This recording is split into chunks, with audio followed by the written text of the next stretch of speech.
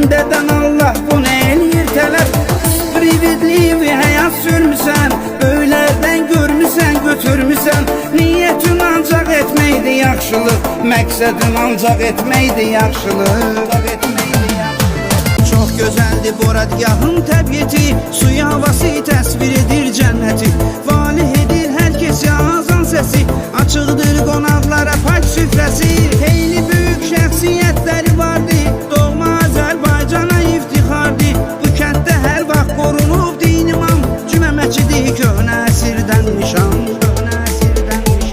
Oğullar işirdilər, aslandılar, qurtdan ürək oğrayan oğlandılar. Həm də böyük kiçik yerini biləndi, hər biri karizmatik bəyəfəndi. Qara brilyant kimi ideallidir, pulpara imkanların anomallidir. Hər kəsə patdeşka olublar kalan, Rus pulu göndəriblər Rusiyadan. O vaxt burada talış bazarı vardı, kuş südü istəsəydim tapılardı.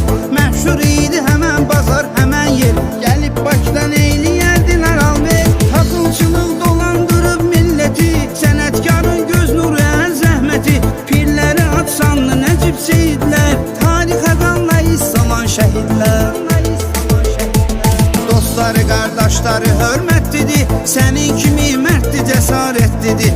Əhdinə, peymanına sadiqdilər, həqiqi qardaşlığa layiqdilər. Sən kasıbların olmusan dayağı, kiməsə baxmadın yuxarıdan aşağı. O elə oğuldur, incitməz heç kimi, qorsun hər zaman Allah İbrahimi. Tropik torpaqdır cənub zonası,